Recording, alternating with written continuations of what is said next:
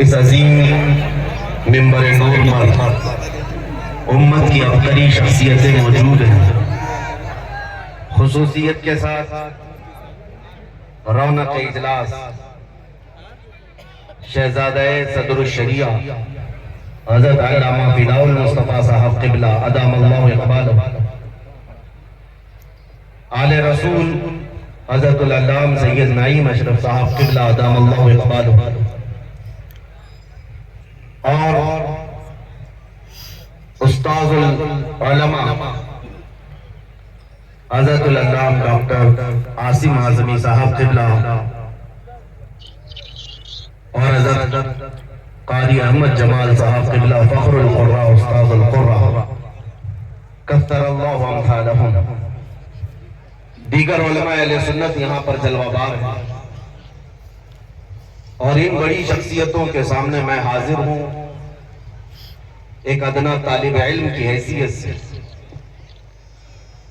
اور کبھی میرے خواب و خیال میں تھا نہیں کہ مدینۃ العلماء گھوسی جیسے شہر میں بھی میں خطاب کروں گا. بس آج ہر علاقے کے درمیان خطاب کے لیے اگر میں کھڑا ہوتا ہوں تو صرف اتنی نسبت ہے، یہ ناز یہ انداز ہمارے نہیں ہوتے، جھولی میں اگر ٹکڑے تمہارے نہیں ہوتے. یا رسول اللہ، جب تک کہ مدینے سے اشارے نہیں ہوتے روشن میری قسمت کے ستارے نہیں ہوتے. بے دام ہی بک جائیے بازار نبی میں، بے دام ہی بک جائیے بازار نبی میں، اس شان کے سودے میں خسارے نہیں ہوتے. عزیزان گرام وقار، گھوسی تو یہ دوسرا بریلی ہے جہاں علم اور علماء ہر سو نظر آتے ہیں. اور اس عظیم شہر کو نسبت حاصل ہے حضرت خلیفہ اعلیٰ حضرت صدر الشریعہ بدر الطریقہ رضی اللہ تعالیٰ عنہ کی ذات گرامی سے.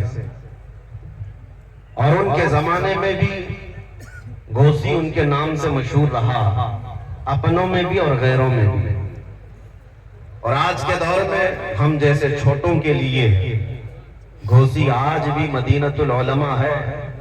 خصوصیت کے ساتھ محدث کبیر شہزادہ صدر الشریعہ علامہ ضیاء المصطفیٰ صاحب قبلہ ادام اللہ اقبالہ اطال اللہ عمرہ، آپ کے نام نامی سے ہم بچپن سے گھوسی کا نام سنتے آئے ہیں. آج پہلی بار آپ کے سامنے حاضری ہے. بس آپ حضرات میں سے اکثر جنہوں نے مجھے سنا ہوگا یا کہیں سے کسی اور سے سنا ہوگا تو انہیں معلوم ہونا چاہیے ہماری زندگی کا صرف ایک ہی عنوان ہے، ہماری زندگی کا ایک ہی مقصد ہے. اس منبر سے کئی طلباء کے سروں پر دستار باندھی گئی، انہیں علم کی دستار دی گئی ہے. یہ حافظ قرآن ہوئے ہیں، قاری قرآن ہوئے ہیں، لیکن میرے عزیزو حقیقت میں یہ دستار کا معنی یہ ہے کہ ان کے سروں پر امت مصطفیٰ کی نگہبانی کا ذمہ رکھا گیا ہے کہ آپ یہ امت کے سامنے آئیں اور پیر بن کر کے نہیں بلکہ میرے مصطفیٰ کے سپاہی بن کر کے اترے. آج ضرورت ہے ہر عالم دین جو کسی دارالعلوم سے فارغ ہو کر آ رہا ہے وہ امت کے درمیان آئے. امت آج تک تکی باندھ کر کے انتظار کر رہی ہے کب ہماری جماعت میں صلاح الدین آئے گا. آج انتظار میں ہے کب ہماری جماعت میں ٹیپو سلطان آئے گا. بس یہ کام علماء کا ہے، وہ اس بیڑے کو سنبھالیں اور اتر آئیں. میں اپنی تقریر کا عنوان آپ میں سے اکثر کو اگر معلوم ہے تو پھر میں دہرا دیتا ہوں. ہمارا عنوان صرف یہی ہے، یا رسول اللہ ہے جو زندگانی باقی یہ ارادہ کر لیا ہے جو زندگانی باقی یہ ارادہ کر لیا ہے، تیرے منکروں سے آقا میں مروں گا لڑتے تیرے منکروں سے آقا میں مروں گا لڑتے لڑتے. اور میرا انٹروڈکشن اور میرا تعارف ناظم اجلاس اپنے اپنے الفاظ میں کرا رہے تھے. ورنہ میں اپنے الفاظ میں اگر عرض کروں تو میرا تعارف صرف اتنا ہی ہے، یا رسول اللہ تیرے عشق کی بدولت مجھے زندگی ملی ہے، تیرے عشق کی بدولت مجھے زندگی ملی ہے، میری بات بن گئی ہے تیری بات کرتے کرتے، میری بات بن گئی ہے تیری بات کرتے کرتے۔ یاد رکھو میرے عزیزو، زندگی کا یہ اہم عنوان ہے نبی کریم صلی اللہ تعالیٰ علیہ وسلم کی عزت کی حفاظت، رسول کریم صلی اللہ تعالیٰ علیہ وسلم کے نام پاک کی حفاظت۔ آج ہر جگہ اعلیٰ حضرت کہتے ہیں، کیا ہے اعلیٰ حضرت کا مشن؟ پوری زندگی نام مصطفیٰ کی حفاظت۔ یہ سب سے اہم عنصر ہے مسلک اعلیٰ حضرت کا۔ اعلیٰ حضرت کی ساری کتابوں کا نچوڑ نکالیں تو اس نچوڑ سے ایک ہی بات نکلتی ہے، میں گدا ہوں اپنے کریم کا، میرا دین پارہنا نہیں۔ یہ خلاصہ ہے مسلک اعلیٰ حضرت ہمیں یہی سکھاتا آیا ہے۔ عزیزان گرامی اوقات، میں آج ہی کسی صاحب کے متعلق یہ سن رہا تھا، انہوں نے مجھ سے کہا، کوئی پاکستانی جوکر مولوی ہے، کہہ رہا تھا کہ یہ ان لوگوں کے پیچھے نماز نہیں پڑھنا جو بریلوی لوگ ہیں، یہ رسول اللہ کو مشکل کشا مانتے ہیں، لہذا یہ شرک کرتے ہیں، یہ شرک کرتے ہیں، اس وجہ سے ان کے پیچھے نماز نہیں۔ ایک طرف تو تم ہمیں مشرک کہتے ہو اور دوسری طرف اتحاد کا نعرہ بھی لگاتے ہو، پھر اگر ہم تمہارے پیچھے نماز نہ پڑھیں تو تمہیں درد کیوں ہوتا ہے، تکلیف کیوں ہوتی ہے؟ لیکن یہ جملہ مجھے بڑا سخت لگا کہ نبی پاک صلی اللہ تعالیٰ علیہ وسلم کو اگر آج کوئی مشکل کشا سمجھے، اپنی مشکلوں کا حل کرنے والا آقا سمجھے، تو یہ صاحب ہمیں مشرک قرار دیتے ہیں۔ پھر شرف الدین امام موسیری کے بارے میں تمہارا کیا خیال ہے، جو لقوہ اور فالج کے اثر کے بعد اپنے بستر پر لیٹ کر کے حضور کی بارگاہ میں یوں کہتے ہیں، یا اکرم الخلق مالی من الود به سواک عند حلول الحادث العمم ولن يضيق رسول الله جاهك بي اذا الكريم تجلى باسم منتقم۔ میں اسلاف کا عقیدہ بتا رہا ہوں سنیوں، شرف الدین امام موسیری مصر کے رہنے والے، اسکندریہ میں آج بھی ان کا مزار پاک ہے۔ آپ سے تقریباً 7 صدیوں پہلے کی ایک بزرگ شخصیت کا ذکر ہے۔ ان کے جسم پر جب فالج کا اثر ہو گیا، پیرالائز، جانتے ہیں فالج کا اثر جب ہو جائے تو انسان چلنے پھرنے سے بھی عاجز ہو جائے، اٹھ پھر نہیں سکتا، علاج بہت کرایا حکیموں سے، شفا یابی نہیں ملی۔ پھر اخیر میں شرف الدین بوسیری نے قصیدہ لکھنا شروع کیا، مولا یا صلی وسلم دائما ابدا۔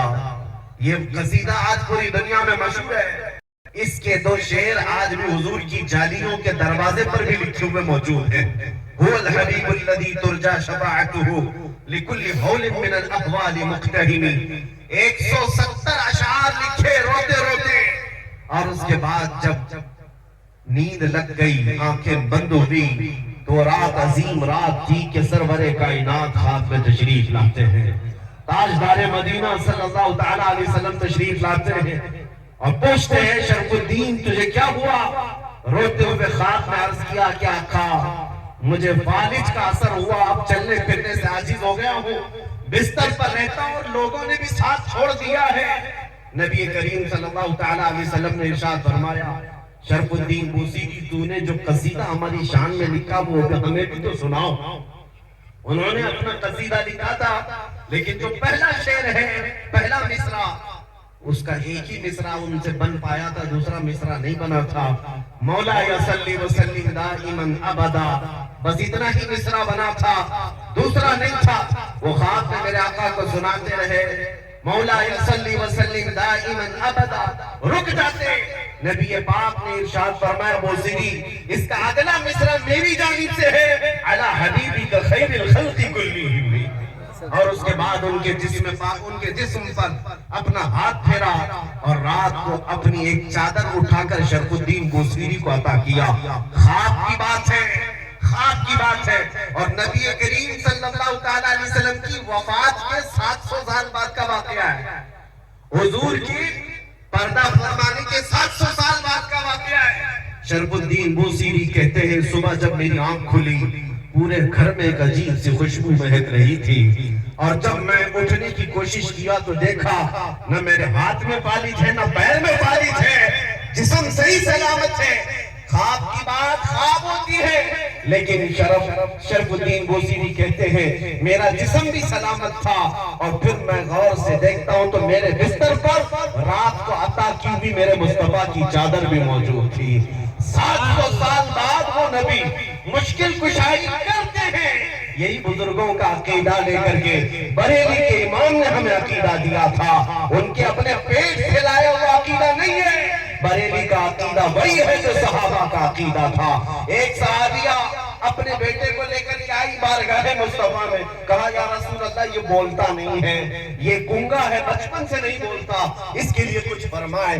8 سال کا ہو گیا، بولنے کی طاقت نہیں ہے، اب دوا کیا کی جائے؟